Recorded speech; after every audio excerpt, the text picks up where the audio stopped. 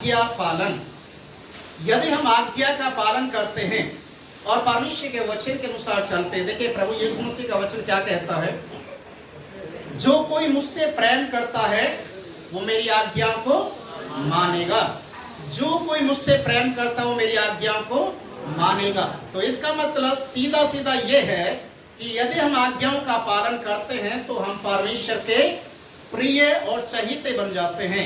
यदि हम परमेश्वर की आज्ञाओं का पालन नहीं करते तो कहीं ना कहीं हमारे जीवन के अंदर परमेश्वर का जो अनुग्रह या परमेश्वर की जो बुलाहट है, परमेश्वर का जो आशीर्वाद हमारे लिए ठहराया गया है, कहीं ना कहीं वो हमारे हाथ से निकल जाता है।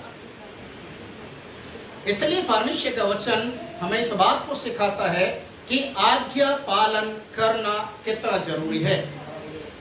सबसे पहले हम आज्ञा पालन के विषय में उत्पत्ति की किताब से हम सीखेंगे। सर्वप्रथम आज्ञा पालन ना करना पाप को दर्शाता है। अजीजों, जब बाइबल हम देखते हैं या बाइबल में पढ़ते हैं, परमेश्वर ने आदम और हव्वा को एक आज्ञा दिया था। याद है? आज्ञा दिया था कि इस पेड़ का फल ना खाना। यदि इस पेड़ का फल खाओगे तो क्या हो जाएगा? हाँ, तुम मर जाओगे। पाप का जो परिभाषा, पाप की जो परिभाषा है, अगर कोई भी आपसे पूछे कि पाप किसे कहते हैं, तो पाप के बारे में लोग अलग अलग तरीके से बोलते हैं। चोरी करना, झूठ बोलना और मर्डर कर देना, खून कर देना, ये सारे पाप हैं। पर अजीजों, सबसे बड़ी बात है, पाप की जो परिभाषा है वो है प्रभु की आज्ञा ना मानना। पाप की परिभाषा क्या है? प्रभु की आज्ञा नहीं मानना ही पाप है। जब परमेश्वर ने आदम को इस बात के लिए कहा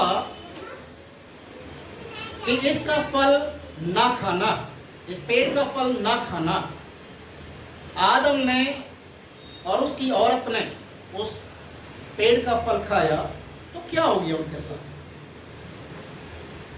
जब हमारे जीवन के अंदर आज्ञा का उल्लंघन होता है प्रियो, परमेश्वर का वचन कहता है, उत्पत्ति किताब उसके 4 अध्याय 6 और 7 पद को जब आप पढ़ेंगे, उत्पत्ति 4, 6 और 7 पद, वहां पर इस प्रकार से लिखा है, तब यहोवा ने कैन से कहा, तू क्यों क्रोधित हुआ और तेरे मुंह पर उदासी क्यों छाई गई? यदि तू भला करे तो क्या तेरी भेंट ग्रहण ना की जाएगी? यदि तू भला ना करे तो पाप द्वार पर छिपा रहता है और उसकी लालसा तेरी ओर होगी और तुझे उस पर प्रभुता करना है। आदम हव्वा को आज्ञा मिला, पाप कर दिया, आज्ञा का उल्लंघन कर दिया, और उसका दुष्परिणाम ये निकला कि उनकी जो बच्चे थे, उनकी जो संतानें हुई, उनके जीवन के अंदर उस पाप का जो रिजल्ट है वो दिखाई देने लगे। बड़ा भाई अपने छोटे भाई की हत्या करने के लिए तैयार हो गया, जबकि परमेश्वर का वचन क्या कहता है? तेरे चेहरे के ऊपर मुझे साफ नजर आ रहा है, तेरा मन उदास है, क्रोधित है और अंदर से तू गुस्से से भरा हुआ है। किस कारण से? परमेश्वर जानता था कि कैन के अंदर में पाप आ चुका है और वो गुस्सा अपने भाई के प्रति इतना ज्यादा उमड़कर सामने आ रहा है कि वो अब उसको अपना भाईचारा या बड़ा भाई या अपने पिता के संतान कुछ नजर नहीं आ रहा, केवल एक ही नजर आ रहा है, परमेश्वर ने इसकी भेंट क्यों स्वीकार की? मेरी भेंट को स्वीकार क्यों नहीं किया? और इस तरीके का गुस्सा उसके जीवन के अंदर इस तरीके से हावी हो गया, बाइबल हमें बताती है कि उसने अपने सगे भाई का खून कर दिया। Hallelujah, hallelujah. जबकि परमेश्वर चेतावनी भी दे रहा है, पाप द्वार पर छिपा हुआ है। मैं देख रहा हूं कि पाप द्वार पर है,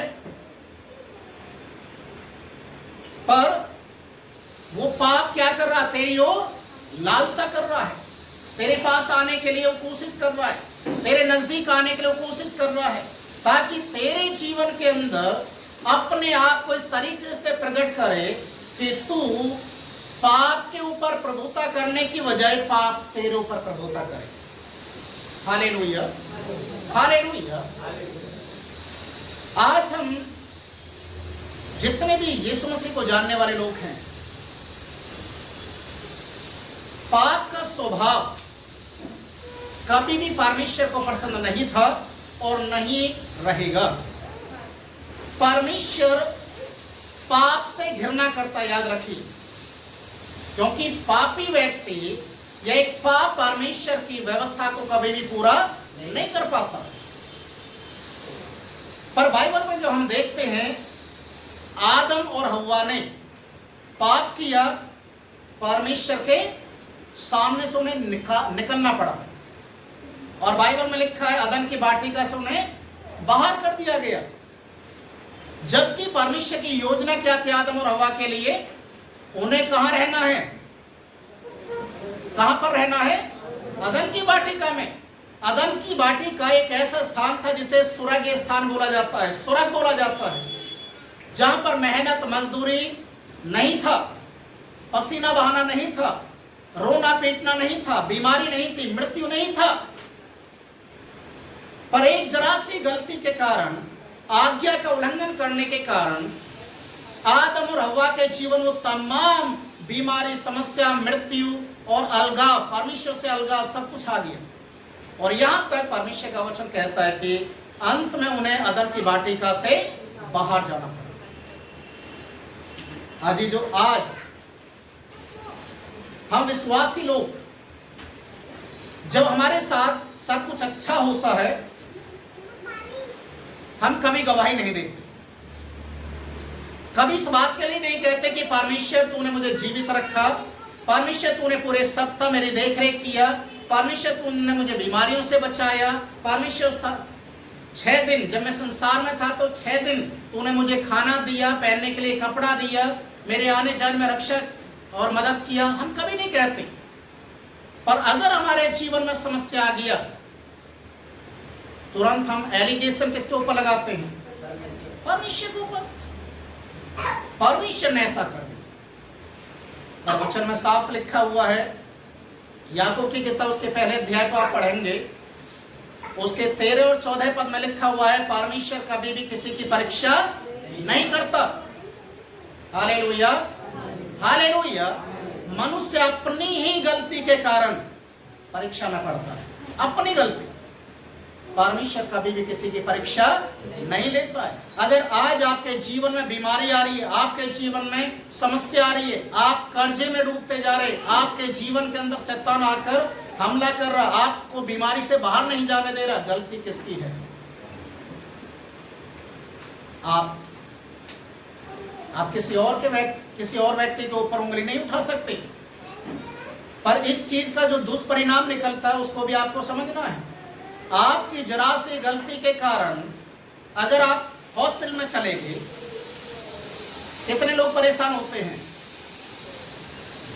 पूरा परिवार, जान पहचान वाले, रिश्तेदार, सभी परेशान होते हैं। शायद हो सकता है हॉस्पिटल तक जाते हैं, घरों में भी आते हैं, दुख को जाहिर करते हैं। एक जरा सी गलती के कारण सोचने वाली बात है कहां तक और कितने लोगों तक उस दुख का सामना करना पड़ता है। इसलिए परमेश्वर का वचन कहता है कि हम गलती करना बंद करें, हम परमेश्वर की आज्ञा का पालन करें। और जैसा परमेश्वर के वचन में लिखा है, आज्ञा पालन ना करने के कारण हम दूसरे लोगों के लिए कैसा मुसीबत का कारण बन जाते हैं। उसका उदाहरण बाइबल में योना नबी की किताब को देख सकते हैं। योना नबी की किताब उसके पहले अध्याय को जब आप पढ़ेंगे 1 से 3 पद, वहां पर ऐसा लिखा हुआ है, परमेश्वर ने योना से बातचीत किया। ये तो एक प्रभु का जन था, एक भविष्यवक्ता था। योना से परमेश्वर ने बातचीत किया, निनवे शहर में जा, वहां के लोगों का पाप और बुराइयां मेरी आंखों के सामने आया है, मेरे कानों तक सुनाई दिया है, इसलिए मैं निनवे शहर के अंदर न्याय भेजने वाला हूं। पूरे देश को उलट पुलट कर दूंगा, सारे मनुष्य जाति जानवरों को सबको खत्म कर दूंगा। इसलिए पूछा, एक बार उन्हें परमेश्वर के बारे में चेतावनी दे, एक बार उन्हें बता कि परमेश्वर तुम्हारा न्याय करने के लिए जा रहा है। योना ने परमेश्वर की बात को सुना और सुनने के बाद क्या किया? अनसुना कर दिया। परमेश्वर एक बार नहीं, 2 बार नहीं, कई बार उससे बातचीत किया। और योना को क्या लगा, यदि मैं निनवे शहर में जाऊंगा, प्रचार करूंगा, वहां की जो भाषा शायद मुझे समझ में नहीं आती, शायद मेरी भाषा को लोग नहीं समझ पाएंगे, अगर मर रहे तो मरने दे, मेरा क्या जाता है ना। एक इस तरीके का सोच, एक मेंटलिटी लेकर वो चल रहा था। पर परमेश्वर क्या कह रहा है? तू जा और उन लोगों को चेतावनी दे। योना जैसे तैसे खड़ा हुआ और उसने विचार क्या किया, मैं इस नगर को ही छोड़कर भाग जाता हूं। शायद यहां परमेश्वर की उपस्थिति है, मैं दूर चला जाऊंगा तो परमेश्वर वहां तक शायद मुझे नहीं देख पाएगा, नहीं पहुंच पाएगा। और तरसीस जाने वाले जहाज के अंदर टिकट लेकर बाकायदा, वो बिना टिकट के नहीं चढ़ा, ईमानदार था, इसलिए टिकट लेकर जहाज में चढ़ गया तरसीस जाने के लिए। एक व्यक्ति की बेवकूफी के कारण, याद रखिए, योना की बेवकूफी के कारण, गलती के कारण क्या हो गया? जब जहाज पानी में, समुद्र में जब तैर रहा था, अचानक समुद्र में तूफान उठ गया और इतना भयंकर तूफान उठा कि जहाज चलाने वाले लोगों ने, मल्लाहों ने, जो पायलट होते जहाज के, उन्होंने अपनी जिंदगी में कभी भी इतना बड़ा तूफान नहीं देखा। सबके सब घबराने लगे। वो जहाज के अंदर 1 या 2 व्यक्ति नहीं थे, बहुत सारे लोग थे। गरीब लोग भी होंगे और सबसे ज्यादा व्यापारी लोग थे। बिजनेस करने के लिए अपने सामान को उस जहाज के अंदर डालकर वो व्यापार करने के लिए जा रहे थे। जब देखा गया कि इतना बड़ा समस्या आ गया है, तो जो जहाज का जो मालिक था उसने बोला, जहाज को हल्का करने के लिए अपना अपना सारा सामान क्या करो, समुद्र में फेंकना शुरू करो। शायद उनकी साल भर की वो कमाई होगी, सब कुछ समुद्र में फेंकना पड़ गया। फिर भी तूफान शांत नहीं हुआ। लोग जितना पानी उसमें से निकाल सकते थे जहाज में से निकालना शुरू किया, फिर भी पानी जितना निकाल लो उससे ज्यादा जहाज के अंदर भरना शुरू हो गया। डूबने की कगार और जहाज टूटने की कगार पर आ गया। अपने अपने ईश्वर की दुहाई देने लगे। सभी लोग अपने अपने ईश्वर को पुकार रहे हैं। बाद में देखा गया कि सभी लोग अपने अपने ईश्वर को पुकार रहे हैं, पर फिर भी कोई भी फर्क नहीं पड़ रहा।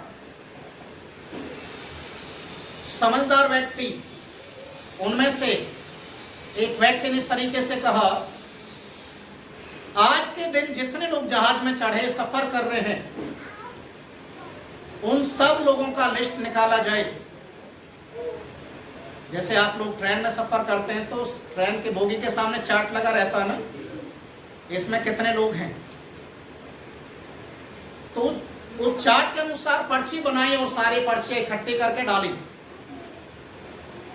जिस व्यक्ति के कारण से ये समस्या आई है, उस व्यक्ति को ईश्वर, परमेश्वर, परमात्मा जो भी है, उस व्यक्ति का नाम निकल जाए। और पुराने समय में यह बोला जाता था कि लोग जब फैसला करते थे, न्याय करते थे, और जब उनको समझ में नहीं आता तो ईश्वर के ऊपर सौंपकर पर्ची डालते थे। यीशु मसीह के कपड़े बांटने के लिए भी पर्ची डाली गई। हालेलुया। तो पर्ची किसके नाम से निकल गया? योना के नाम से। वहां पर जितने लोग घुटने केवल बैठे हुए हैं, दुहाई दे रहे हैं, उनमें योना नहीं था। लोग बोलने लगे कि योना कौन है, पर्ची योना के नाम से कौन है? सब बोले मैं नहीं हूं, मैं नहीं हूं। बोलो ढूंढो जहाज में। ढूंढने पर मालूम चला कि योना कहां छुपा हुआ है? जहाज के निचली सतह में। कोई नहीं देखेगा, परमेश्वर भी नहीं देखेगा। हालेलुया। जब योना को जगाया गया, उसका हाथ पकड़कर लेकर आए जहाज के ऊपर और बोलने लगे कि तू कौन है? पर्ची तेरे नाम से निकली, तू है कौन? तेरी वजह से हम सब के सब जोखिम में आ चुके हैं। तेरी वजह से, तेरे पाप के कारण, तेरी बुराई के कारण से हमारा जान और माल दोनों का नुकसान हो गया है। योना अपने आप को छिपा नहीं पाया, पकड़ में आ गया। लास्ट में उसने बोला हाँ मेरी गलती के कारण। मैं जीवते परमेश्वर को मानता हूं। उस परमेश्वर ने मुझे बोला था निनवे में जाने के लिए, पर मैं निनवे नहीं गया। बोला अब तेरे साथ क्या किया जाए ताकि सारे लोगों के प्राण बचे।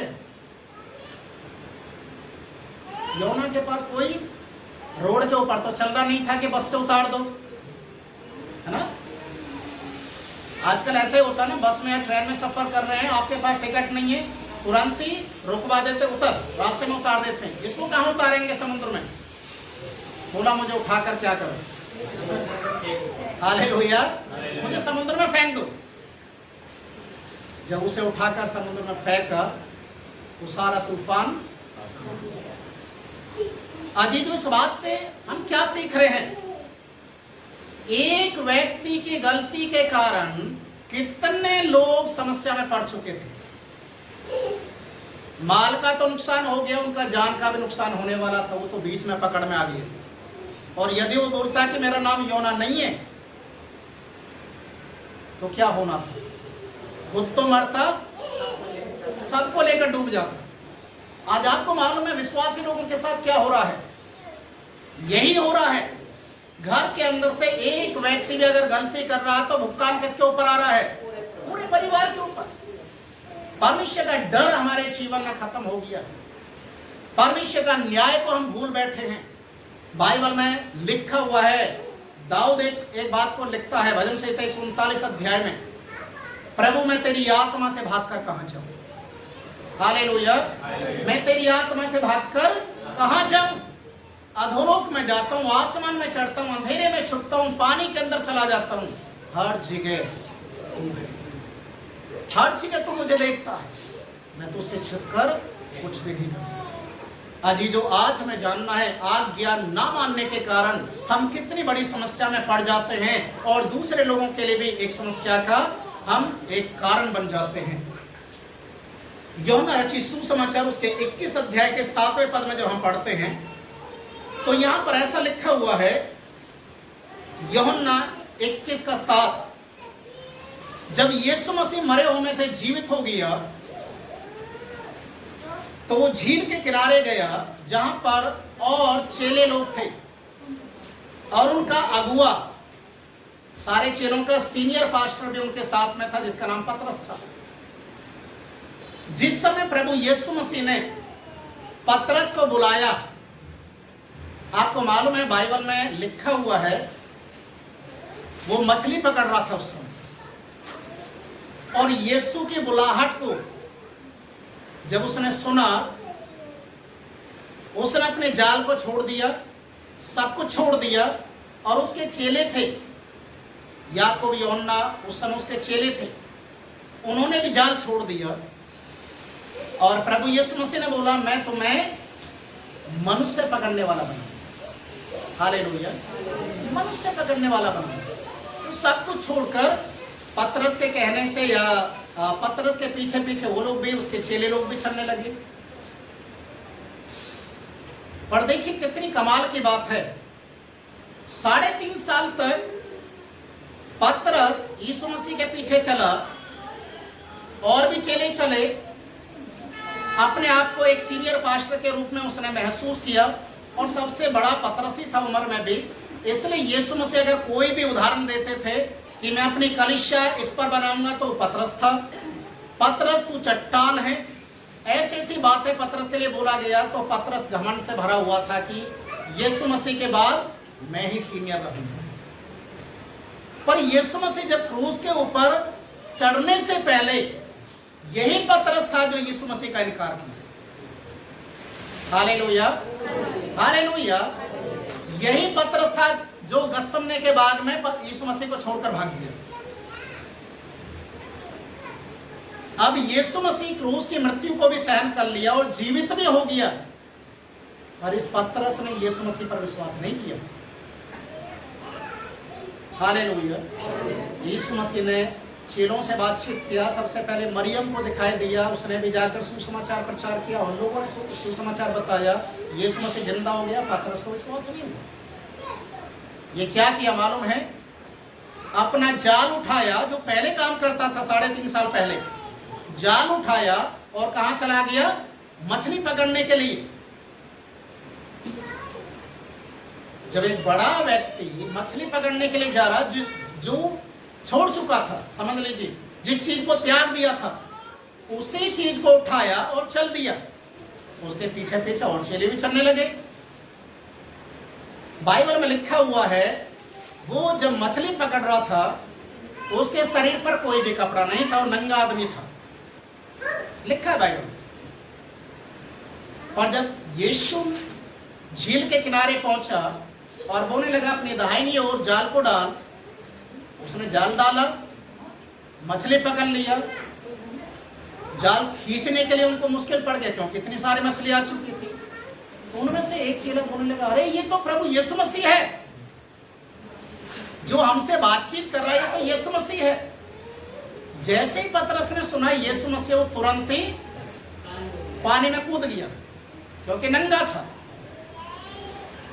अपनी गलती को छिपाने के लिए पतरस पानी के अंदर कूद गया। उसने इस चीज को नहीं देखा, यही प्रभु यीशु मसीह मुझे बोले थे, मैं तुझे मछली पकड़ने वाला नहीं, मनुष्य पकड़ने वाला हूं। यही यीशु मसीह था जिसने मेरे लिए बोला कि तू पतरस, पतरस नहीं, तू चट्टान कहलाएगा, मैं तेरे ऊपर कलीसिया का निर्माण करूंगा। आज वही पतरस चेले लोगों को लेकर कहां जा रहा है?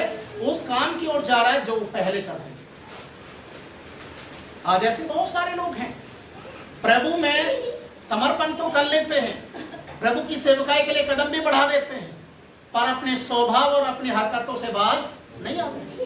और यही कारण है कि वो दूसरे लोगों के लिए भी एक नुकसान का कारण बन जाते हैं। Hallelujah, hallelujah. पहले शमूएल की किताब उसके 15 अध्याय उसके 24 पद में जब हम पढ़ते हैं तो वहां पर साउल राजा के विषय में लिखा हुआ है। पहला शमूएल 15:24। साउल शमूएल से इस प्रकार से कहता है, मैंने परमेश्वर के विरुद्ध में पाप किया है। मैंने परमेश्वर की आज्ञा ना मानकर, तेरी आज्ञा ना मानकर, प्रजा के लोगों की डर की वजह से मैंने उस कार्य को कर दिया जो परमेश्वर ने जिसके लिए मना किया था।